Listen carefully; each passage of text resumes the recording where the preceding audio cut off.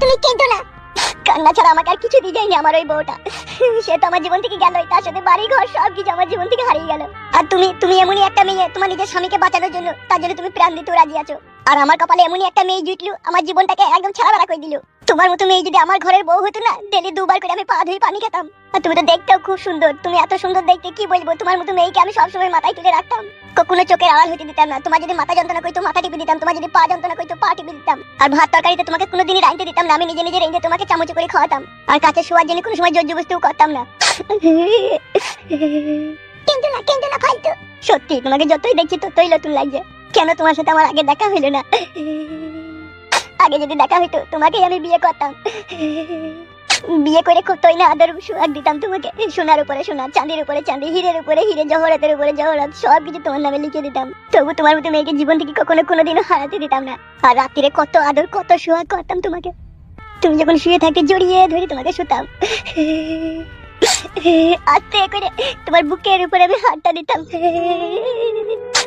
তারপরে ব্লাউজের ভিতর দিয়ে হাতটা ভরে আস্তে আস্তে ওর হাত বোলাতাম। তুমি যদি বারণ করতে তাহলে আমি হাতটা সরিয়ে নিতাম, এতটাই তোমাকে ভালোবাসতাম।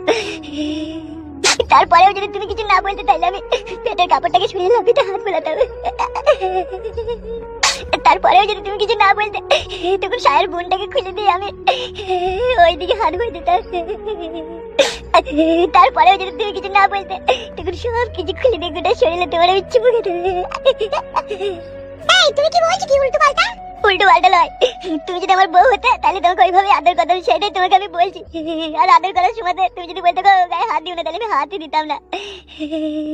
তোমার কথা শুনে আমার ভিতরটা কেমন উলুপাজা করছে। কি আর করবো বলো বৌদি, আমার ভাগ্যটাই খারাপ, নাহলে এই উলুপাজাটাই তোমার জীবনে একদিন সত্যি হয়ে দাঁড়াইতো যদি তুমি আমার বউ হতে। তুমি এরকম কথা বলো না, আমি তোমার প্রেমে পড়ে যাবো তাহলে। না বৌদি, আমার প্রেমে তোমাকে পড়তে হবে না। তুমি যার বউ হয়ে আছো তার বউ হয়েই থাকো। তুমি ভালো মেয়ে, তাই তোমার প্রশংসা করলাম আমি। আর আমি শালা এমনই দুর্ভাগা হতভাগা, জীবনটাকে আলুর খুশা করে ফেললাম। চুপ করো, কান্না করো না। আশেপাশ দিয়ে লোক গেলে জানতে পেরে যাবে আমরা ঘরে আছি। ঠিকই বলেছো তুমি, আমি আর কাঁদবো না। যদি হামসাফার এমএলএ বিকাশ দত্তকে না মারতে পারে তাহলে আমি আর বউ পাবো না। পাবে, তুমি অত চিন্তা করো না। তারা তো গিয়েছে, কিছু না কিছু তো খবর নিয়ে আসবেই। তোমার কথা যেন ঠিক হয় বৌদি। এমএলএ বিকাশ দত্ত সাহেব শুইরের বাচ্চা যাতে মরে যায়, তাহলে আমি আর বউটাকে আমি পেতে পারি।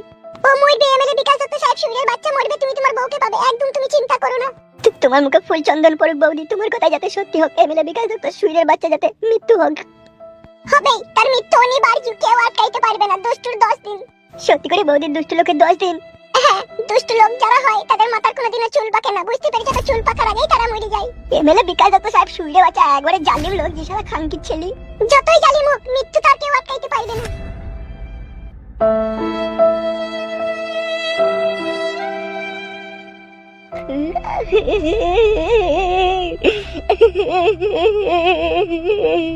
একদম কাঁদবি না শালা শুয়োরের বাচ্চা, কালকে একটু সাপতো। অন্যায় হয়ে গেছে বড় ভাই। শালা শুয়োরের বাচ্চার মুখকে পাপ হইতো শালা হারামি। শালা বহুত রকম দুনিয়াতে মানুষ দেখেছি আমি, এইরকম শালা কাফের আর বেঈমান মানুষ এই প্রথম দেখলাম। ভুল হয়ে গেছে। হবে, তুই একটা মেয়ে মানুষের জন্য তো আমাকে মার্ডার করতে গেছিলি? হ্যাঁ, তুই শালার মেয়ের কাছে শোয়ার অতই নিশা তো আমাকে বলতে পারতিলবে। শালা মেয়ের লাইন লাগিয়ে দিতাম তোর কাছে আমি। অন্যায় হয়ে গেছে বড় ভাই, অন্যায় হয়ে গেছে। ছেড়ে দাও আমাকে, আমি আর কোনোদিনও এরকম ভুল সিদ্ধান্ত নেব না। সাদা কুকুর। ইয়েস বড় ভাইজান। কে সেই 12 ভাতারি মহিলা যে আমাকে মার্ডার করতে চায়? हमको क्या मालूम है भैया, मैं तो उस लड़की को पहले कभी देखा नहीं। বাংলা বলি তোর গাঁড়ে বাজি নাকি আর কপালি চুদা? আই এম সরি ভাইয়া, আমি ওই মেয়েটাকে আগে কখনো দেখিনি। একবারই পার্টি অফিসে এসেছিল আর হামসাফারের সাথে গল্প করেছিল অনেকক্ষণ।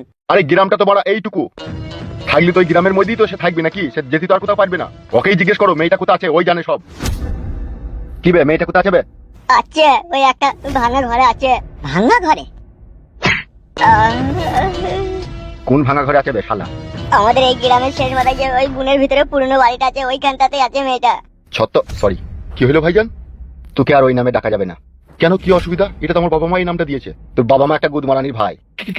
কেনে ছত্রপতি শিবাজী একটা গণ্যমান্য ব্যক্তি লোকের নাম, আর সেই নামটা তোর মতো রাখাল বাকালের হয় কি করিবে? তাহলে কি আমার বাবা মা কি ভুল করেছে ভাইজান? অফকোর্স, অবশ্যই করেছে। তাহলে এখন কি হবে? তোর নাম চেঞ্জ করে দেওয়া হবে। Aadhaar card, voter card, PAN card, ration card সব কার্ডেই তো ওই নামটা আছে। ওখানে থাক, অসুবিধা নাই, কিন্তু এখানে তো ওই নামে ডাকা যাবে না। মনটা খারাপ করে দিচ্ছেন তো বড় ভাই। মন খারাপ হলেও কিছু করার নাই, কিন্তু তোকে ওই নামে ডাকা যাবে না। তাহলে নাম তো কিছু একটা ওকে দিতে হবে, না ডাকবো কিভাবে ওকে? ওর নামটা যা হোক একটা রেখে দে না তোরা। ও কি আমার ছেলে নাকি তাই আমি নাম রাখবো? আপনি খালি উল্টো পাল্টা কথা বলেন, আপনি রেখে দেন নাম। তুই নিজে নিজে ঠিক করলে তোর নামটা কি তুই রাখবি? আমি আর কি বলবো, তোমরা যা ভালো বুঝো তাই করো। আমি একটা নাম বলে দেবো বড় ভাই ওর।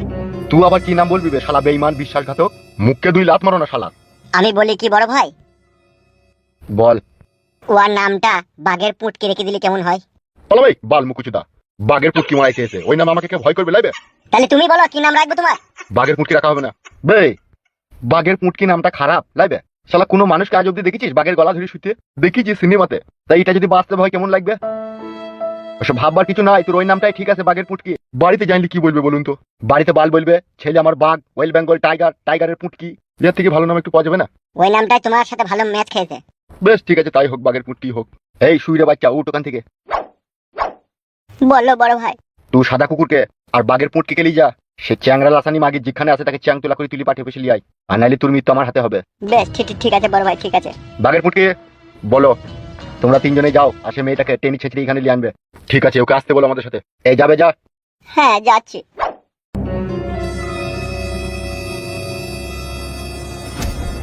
এবার কি হবে তাহলে কালু ভাই? আমাদেরকে তাড়াতাড়ি ভাঙা ঘরে ফিরে যেতে হবে ওরা যাওয়ার আগেই। চলো চলো তাকে চলো, দেরি করো না। কে সেই মহিলা যে আমাকে মার্ডার করতে চাই? আমারও নাম এমএলএ বিকাশ দত্ত, গলায় বাড়ি 4 হাত জিব্বাই করে দেবো। তাড়াতাড়ি চলো কালুপুর ভাই, দেরি করো না। তাড়াতাড়ি না পৌঁছাইলে সবই তো সর্বনাশ হয়ে যাবে, সে তো বুঝতেই পারছি। অত চিন্তা করার দরকার নাই, ওরা আসার আগে আমরা পৌঁছে যাবো। তাড়াতাড়ি চলো।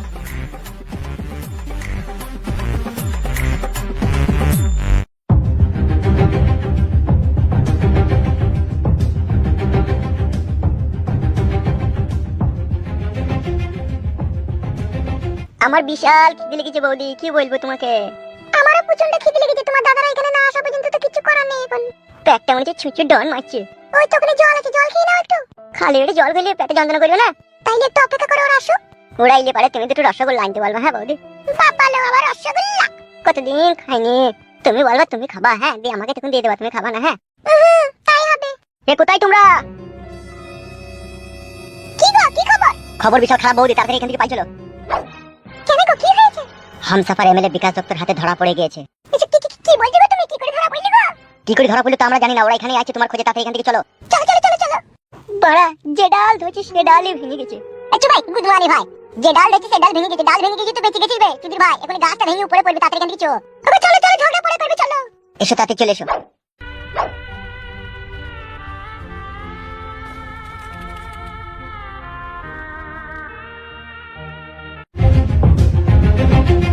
আর কত দূর বে?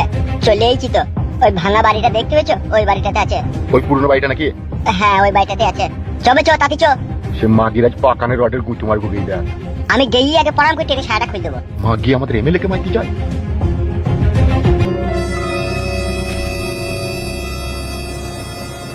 মাঙ্গিনা বেগম, ও মাঙ্গিনা বেগম, কুত্তা গেল রে বড়া। কি বে এখানে মেয়ে কইবে? এইখানে মেয়েটা ছিল ভাই, এইখানে মেয়েটা ছিল। তা কোথা গেল বে? বাতাসে উড়ে গেল নাকি? ওই শালা মিথ্যা কথা বলছে, আমার মন বলছে। না গো বাগের পুটকি ভাই, আমি সত্যি কথাই বলছি। এইখানেই ছিল কাল রাতে। এই তা মেয়েটার বাড়ি কোথা বে? বাড়ি আমাকে বলেনি কোথা বাড়ি।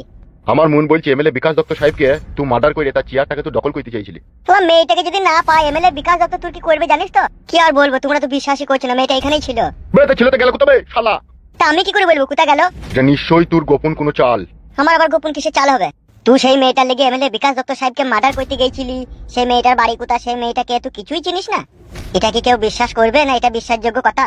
তোমরা সবাই বিশ্বাস করো, ওই মেয়েটাকে আমি একবারই প্রথম দেখে এখানেই দেখা করতে এসেছিলাম। যে প্রথম দেখাতেই মেয়েটা তোকে বললি এমএলএ বিকাশ দত্ত সাহেবের কল্লা কাটতে হবে, তুই রাজি হয়ে গেলি? কি করি যে তোমাদেরকে বুঝাবো?